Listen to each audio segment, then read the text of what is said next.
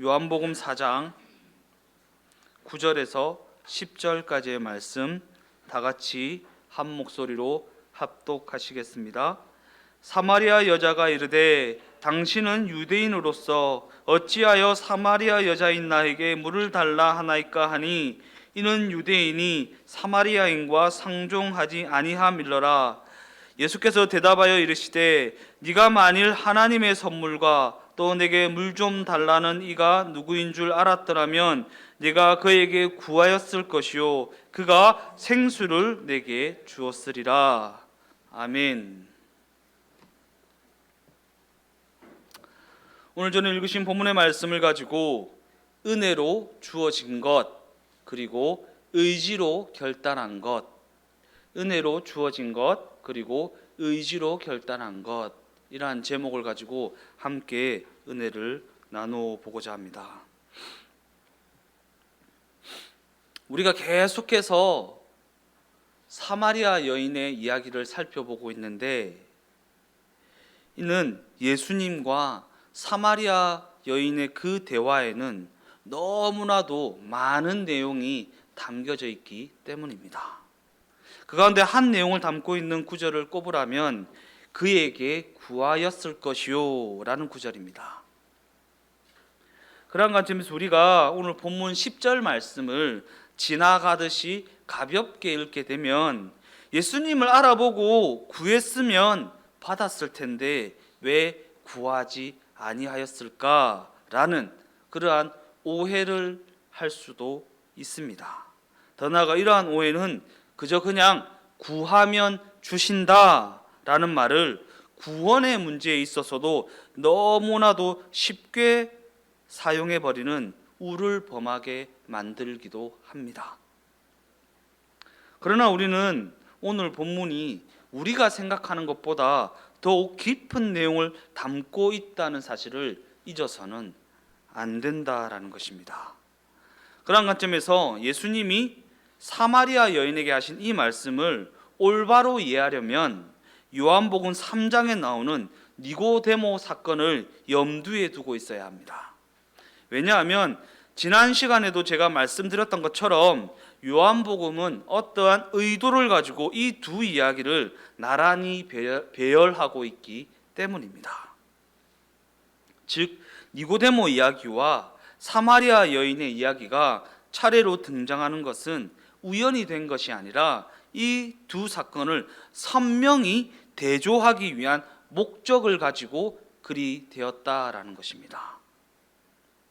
요한복음 4장에서 사마리아 여인을 향해 네가 그에게 구하였더라면 그가 내게 생수를 주었을 것이다 라고 하신 말씀은 요한복음 3장에 니고데모를 향해 사람이 거듭나지 아니하면 하나님 나라를 볼 수 없다라고 하신 말씀과 대조를 이루고 있습니다. 니고데모에게는 너는 거듭나지 않았다라고 하는 절망적인 선고를 내리셨으면서 니고데모보다 더욱 절망적인 조건을 가진 사마리아 여인에게는 구하라라고 하셨습니다. 왜 그러셨을까? 많은 경우 많은 교회에서 니고데모 이야기는 거듭나야 한다라는 메시지로, 사마리아 여인의 이야기는 구해야 한다라는 메시지로 너무나도 쉽게 단순화시키고 있는 것을 우리가 볼 수 있습니다. 그죠?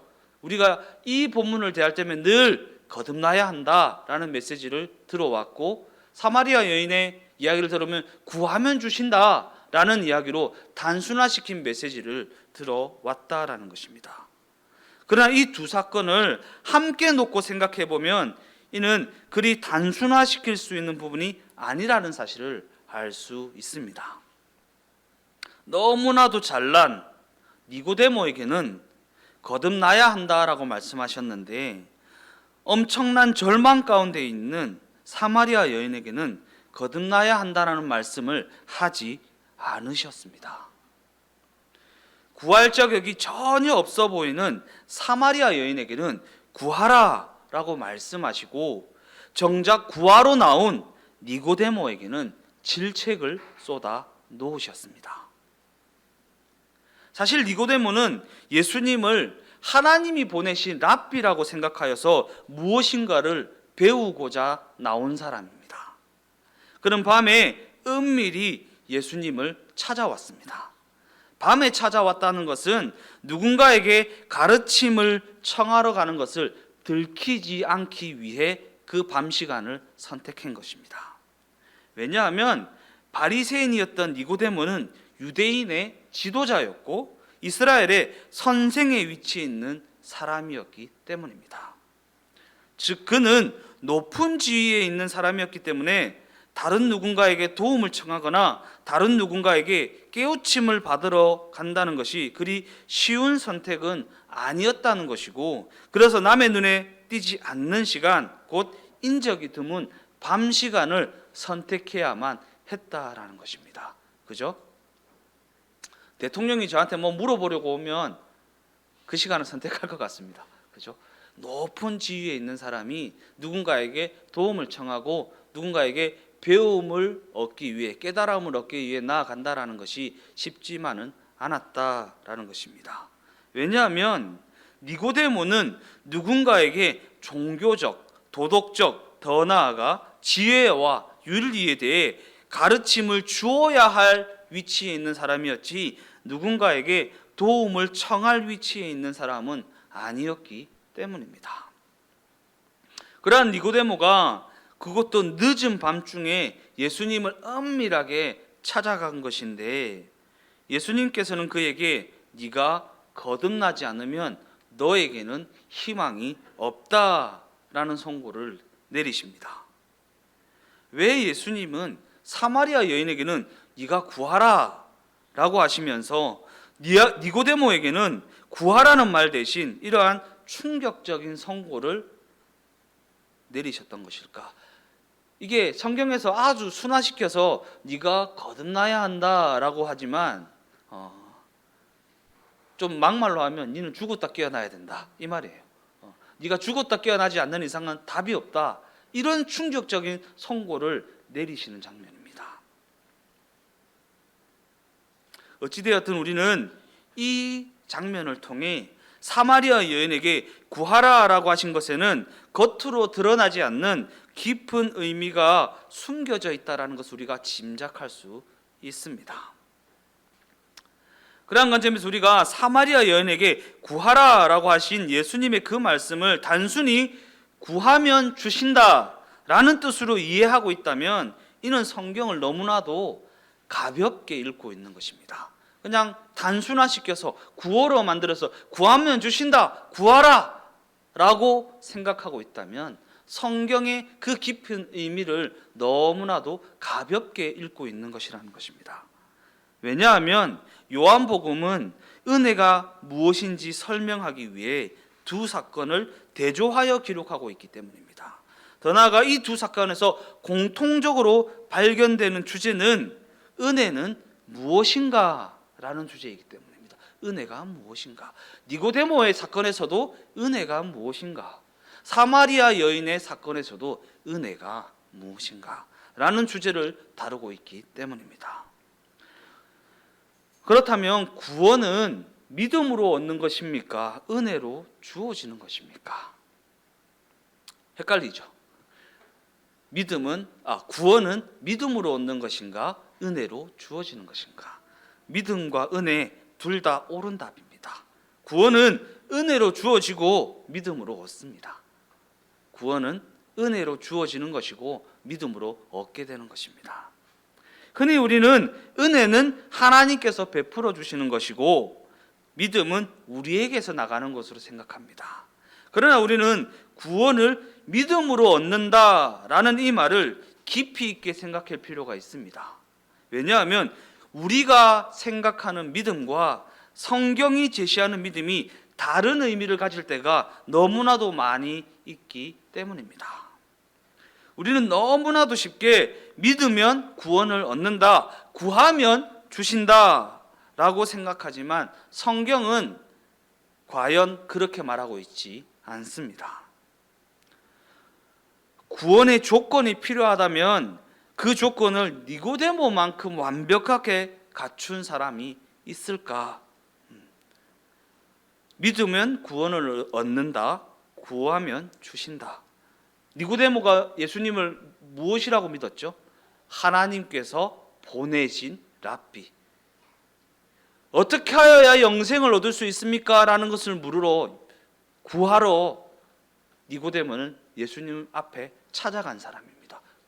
그러니까 구원의 조건이 필요하다면 그 조건을 니고데모만큼 완벽하게 갖춘 사람도 없을 것이다 라는 것입니다. 더 나아가서 성경이 증언하는 니고데모는 학식이나 덕망이나 종교성이나 경건성에 있어서 무엇 하나 부족해 보이지 않는다라는 것입니다. 조건을 따지자면 니고데모만큼 완벽한 사람도 없다라는 것입니다. 그러나 그럼에도 불구하고 성경이 구원 이야기를 하면서 니고데모를 등장시키고 있는 것은 구원을 얻는 데 있어서 인간의 조건은 필요하지 않다라는 것을 알려주기 위함이라는 것입니다. 인간의 조건은 필요하지 않다. 그래서 예수님은 그에게 네가 거듭나지 않는 한 너에게는 희망이 없다라고 너무나도 단호하게 말씀하시는 것입니다. 네가 거듭나지 않는 한 너는 희망이 없다. 거듭나는 게 사람의 힘으로 됩니까? 아니요. 그래서 니고데모가 어떻게 두 번째 엄마 배에 들어갔다 나올 수 있는 것입니까? 라고 했던 것입니다. 그러나 예수님께서 뭐라고 말씀하시죠? 하나님으로서는 할 수 있으되 사람으로는 할 수 없으되 하나님으로는 할 수 있다. 곧 하나님이 주셔야 한다. 그 키가 하나님에게 있다. 너에게 있지 않다. 라는 얘기를 하고 있는 것입니다. 그러한 관점에서 이 말씀은 니고데모에게만 하시는 말씀이 아닙니다. 왜냐하면 예수님이 이 정도로 단호하게 말씀하시는 것은 니고데모가 가진 그 조건, 곧 인간이 갖출 수 있는 그 어떤 조건으로도 구원에 이룰 수는 없다는 사실을 우리 모두에게 밝히 보여주고 있는 것이기 때문입니다. 반면에 사마리아 여인에게는 무엇이라 말씀하셨습니까? 남편이 5이나 있었고 지금 함께 있는 이도 남편이 아니고 남의 시선을 피해 뜨거운 대낮에 물을 홀로 기르러 나올 수밖에 없었던 이 비참한 여인에게는 구하라 라고 하셨습니다. 이는 아무런 희망이 없는 자라도 구원을 얻는 것이 가능하다라는 대목입니다. 구원을 얻는 것이 가능하다. 더 나아가 이 말씀은 니고데모에게 하신 네가 얻으려고 하는 것은 네 능력으로 얻을 수 있는 것이 아니다 라는 말씀으로 연결되고 있습니다. 그죠? 우리가 얻으려고 하는 구원은 사람의 조건으로 얻을 수 있는 것이 아니라 하나님으로서는 할 수 있는 그러한 일이라는 것입니다. 이처럼 성경은 니고데모와 사마리아 여인을 대조함을 통해 우리가 은혜에 대해 얼마나 잘못 이해하고 있는지 너무나도 선명하게 지적하고 있는 것입니다. 더 나아가 성경은 구원이 능력이나 조건을 요구하고 있지 않기 때문에 구원을 얻기 위해서 어떠한 능력이나 어떠한 조건을 갖출 필요가 없다라고 말씀하고 있는 동시에 어떠한 조건이나 어떠한 능력을 갖추지 못했다고 해서 좌절할 것도 없다라는 것입니다. 좌절할 것도 없다. 그리고 이것이 바로 성경이 사마리아 여인의 이야기를 통해 말하고 싶어하는 주제, 곧 구원은 은혜로 말미암아 얻는다라는 주제라는 것입니다. 그러기에 은혜 앞에서는 그 누구도 자랑할 수 없습니다. 더 나아가 그 은혜 앞에서는 그 누구도 좌절할 수도 없습니다. 이 사실을 잊어서는 안 됩니다. 그런데 그럼에도 불구하고 우리는 계속해서 능력이나 실력이나 조건을 따지고 있습니다. 그죠? 능력이나 실력이나 조건을 따지고 있다. 그러한 관점에서 우리가 신앙을 가지는 데 있어서 가장 큰 걸림돌이 되는 생각이 무엇입니까? 자신에게 구원을 받을 만한 실력이나 조건이 없다라는 생각입니다. 나에게는 구원받을 만한 실력이 없어요. 구원받을 만한 조건을 갖추지 못했어요. 라고 하는 생각이 신앙을 가지는 데 있어서 가장 큰 걸림돌이 된다라는 것입니다. 그래서 때때로 우리는 최소한의 조건이라도 갖추고 나와야 한다고 생각하지만 그 조건이라는 것도 스스로가 정한 기준에 불과합니다. 스스로가 정한 기준이요. 많은 사람들이 나는 담배도 좀 끊고 술도 좀 끊고 최소한의 헌금이라도 좀 할 수 있을 때에 곧 은혜 받을 만한 최소한의 조건을 갖춘 다음에야 신앙을 가지겠다고 그렇게 말하지만 어쩌면 그들의 이러한 생각은 그들의 알량한 자존심 때문은 아닐까? 자존심 때문은 아닐까? 그러한 관점에서 우리가 가장 견디기 어려워하는 것이 무엇입니까? 자신의 자존심을 꺾는 일입니다. 자존심을 꺾는 일. 자존심을 꺾는 일은 사람 앞에서도 너무나도 어렵지만 하나님 앞에서도 너무나도 어려운 것 같습니다. 그러나 우리가 이렇게 하나님 앞에서 자존심만 내세우고 있다는 것은 은혜가 무엇인지 알지 못하고 있다라는 증거입니다. 이러한 생각은 은혜에 대해서도 주고받는 식의 거래의 개념으로 생각하고 기도 응답에 대해서도 기도했는데 왜 안 주십니까? 라는 식으로 항의를 하게 만듭니다. 그죠? 거래로 생각하기 때문에 은혜를 은혜로 받는 것이 아니라 은혜를 거래로 하나님 나 기도했잖아요. 근데 왜 안 주십니까? 라는 식으로 하나님 앞에 항의를 한다라는 것입니다. 그래서 기도를 할 때도 하나님과 거래를 트듯이 지난번 기도 응답 때 계약금을 걸었으니까 이번 기도 응답을 들어주시면 중도금을 내겠습니다. 라는 식으로 기도합니다. 그죠? 지난번 기도 응답 때 제가 계약금을 드렸잖아요. 이번 기도 응답 해주시면 내가 중도금을 치르겠습니다. 그리고 다음 기도 제목을 들어주시면 내가 다음은 뭐죠? 잔금을 치르겠습니다. 이래야 되나요? 네. 이런 식으로 기도를 합니다.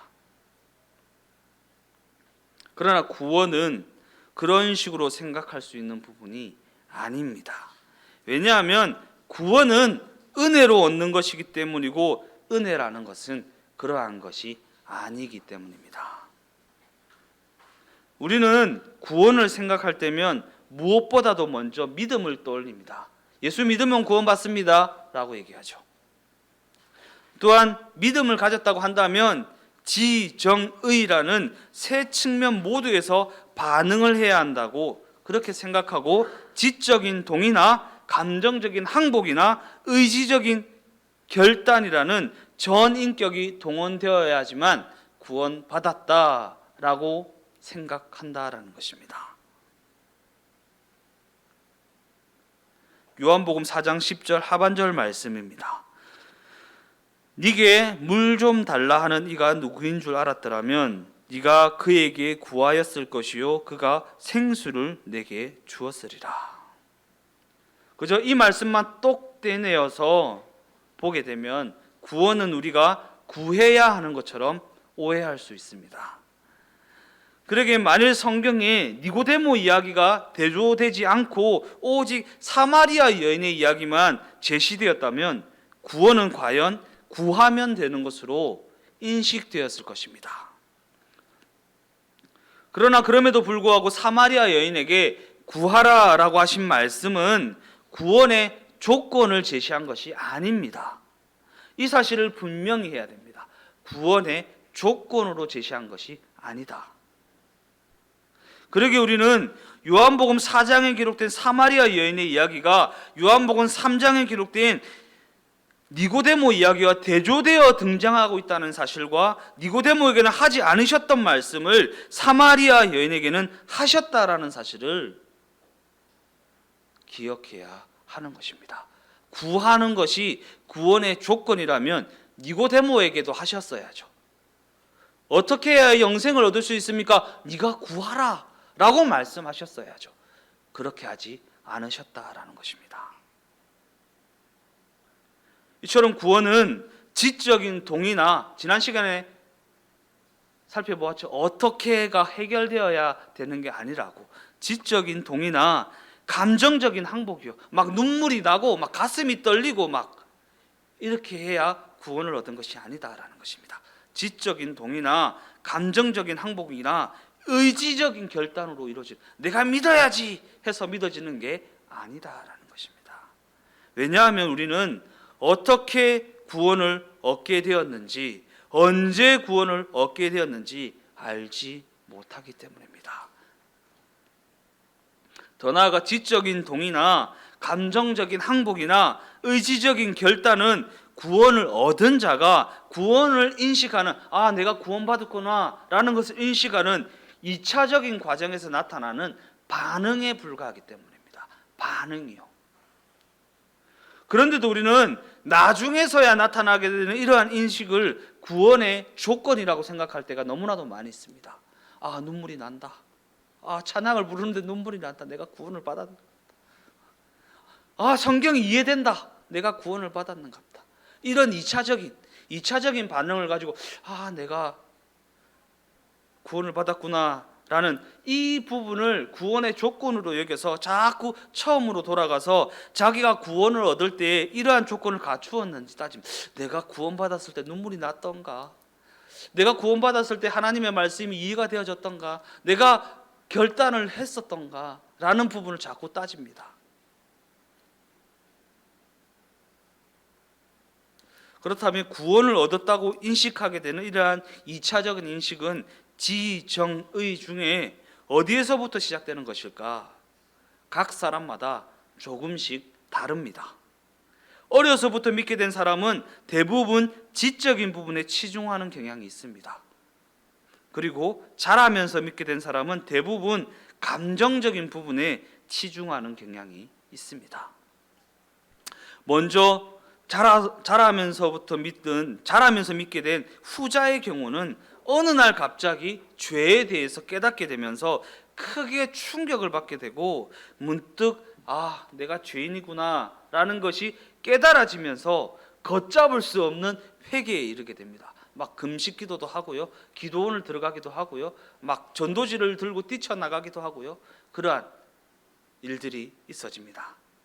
그러나 전자의 경우 곧 믿음의 가정에서 자란 이들은 구원에 대해 감격하는 감정적 요동이 별로 없습니다.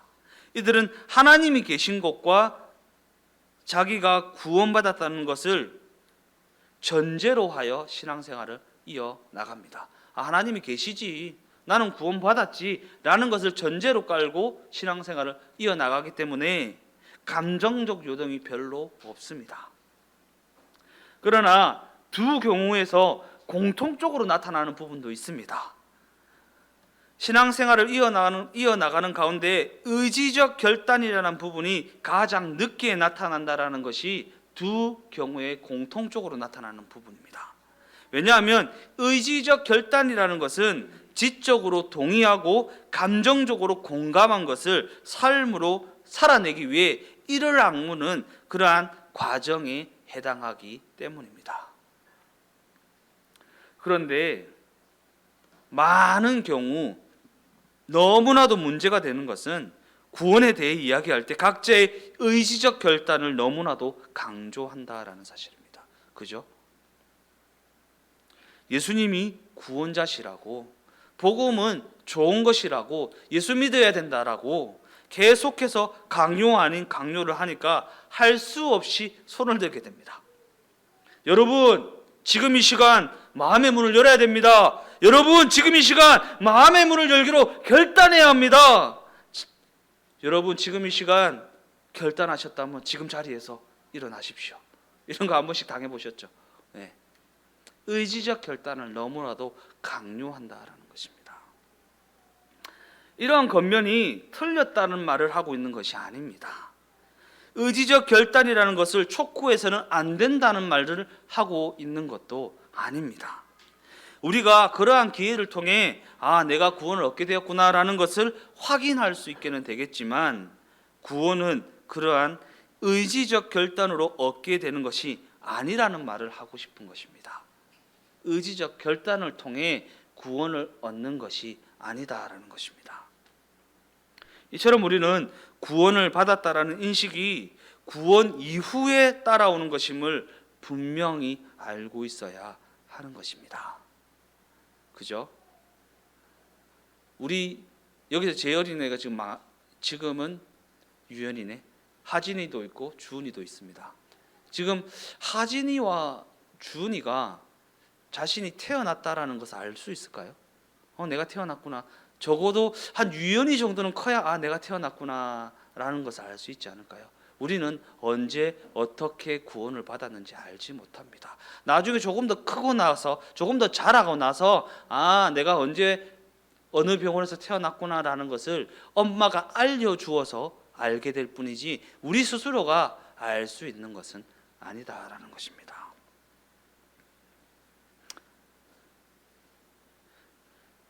그러한 관점에서 성경이 우리에게 의지적 결단을 요구하는 때는 구원을 얻은 이후입니다. 구원을 얻은 이후. 네가 하나님의 백성으로 부름을 받았으니 이제는 거짓되게 살지 말고 하나님 앞에 바르게 살아야 한다라고 하는 것이 바로 의지적 결단이기 때문입니다. 이런 경우에만 성경은 우리에게 의지적 결단을 요구한다라는 것을 잊어서는 안 된다라는 것입니다. 그러한 관점에서 다시 한번 강조하지만, 성경은 우리가 예수님을 영접할 때에는 의지적 결단에 대해서 이야기하지 않습니다. 이러한 관점을 가지고 요한계시록 3장 20절 말씀을 다 같이 한번 읽어보겠습니다. 볼지어다 내가 문 밖에 서서 두드리노니 누구든지 내 음성을 듣고 문을 열면 내가 그에게로 들어가 그와 더불어 먹고 그는 나와 더불어 먹으리라. 이 말씀은 우리가 가장 오해하기 쉬운 대표적인 구절 중에 한 구절이면서 우리가 전도할 때에 가장 많이 사용하는 구절이기도 합니다. 그죠? 우리가 전도를 할 때면 이 구절을 인용한 후에 협박 아닌 협박을 합니다. 주님이 당신의 마음을 두드리고 계십니다.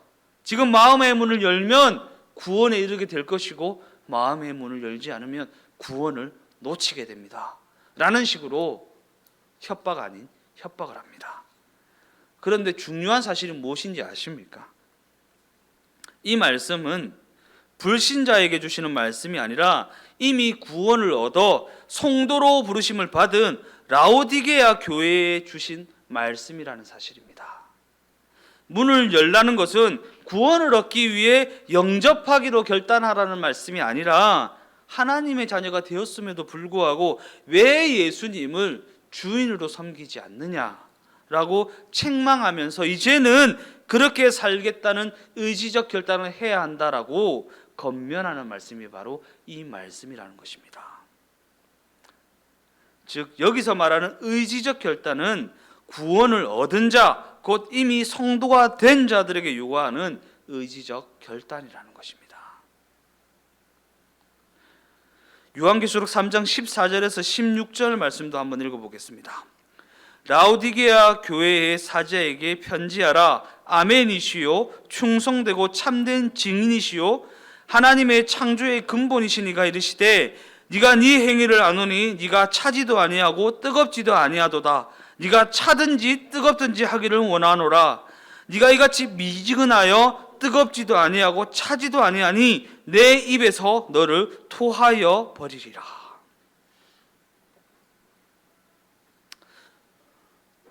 여기서 우리로 하여금 차든지 뜨겁든지 하라는 것은 우리의 의지를 발휘하라는 권면입니다. 이처럼 구원받은 우리는 가르침을 받은 대로 살겠다라는 결단을 해야 합니다. 왜요? 구원을 받았기 때문에, 하나님의 백성이 되었기 때문에, 우리의 정체성이 가르침을 받은 대로 살아가는 자들이기 때문에, 그리고 그러한 의지를 가지고 살아봐야 우리가 얼마나 추악하고 얼마나 연약한 존재인지를 배우게 되기 때문입니다. 그래서 의지적 결단을 요구하는 것이지 구원을 얻기 위해 의지적 결단을 요구하는 것이 아니라는 사실을 우리가 마음속 깊이 새겨야 한다라는 것입니다. 결론적으로 말씀을 마무리하겠습니다. 우리 모두는 누구 하나 예외 없이 사마리아 여인의 자리에서 부름을 받은 자들입니다. 그러한 엄청난 은혜가 주어졌으니 이제 우리는 그 은혜를 누리는 자들이 되어야 합니다. 왜냐하면 우리는 그 은혜가 있었기 때문에 그 은혜로 말미암아 이 자리에 나와 하나님을 예배할 수 있는 자들이 되었기 때문입니다. 그러한 관점에서 우리 모두는 그 은혜 안에서만 진정한 만족을 누릴 수 있습니다. 왜 그렇습니까? 그 은혜는 그 어떤 유혹도 물리치게 하고 그 어떤 좌절도 극복하게 하기 때문입니다. 어떤 유혹도 물리치게 하고 그 어떤 좌절도 극복하게 한다. 그 은혜가 무엇입니까? 하나님이 세상을 이처럼 사랑하사, 하나님이 세상을 이처럼 사랑하사. 이 말씀을 준비하면서 제가 우리 하기 성도님께서 했던 얘기가 떠올라요. 우리 자녀들이 나를 사람되게 했다라는 얘기. 참 진짜 넘어서는 안 되는 그 선까지 가본 적도 많이 있지만 자녀들이 있어서 돌아올 수 있었다. 뭡니까? 사랑이죠. 사랑.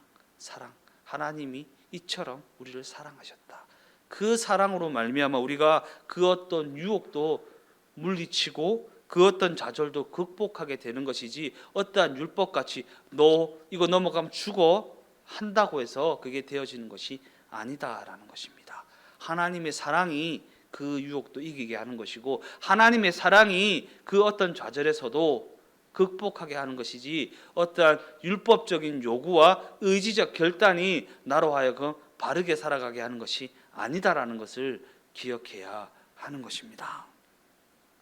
더 나아가 이것이 바로 사마리아 여인을 찾아오신 예수님의 말씀을 통해 우리가 깨달아야 할 내용이라는 것이고, 이것이 바로 복음이라는 증거이다라는 것입니다. 그렇게 이 시간 우리의 보잘것없는 자존심이 우리의 눈을 멀게 한다라는 사실을 분명히 깨닫게 되시기를 예수님의 이름으로 축원드립니다. 이 시간 이 사실로 말미암아 신앙의 길을 가는 데 있어서 하나님 앞에서 머뭇거림이 없게 되시기를 예수님의 이름으로 축원드립니다.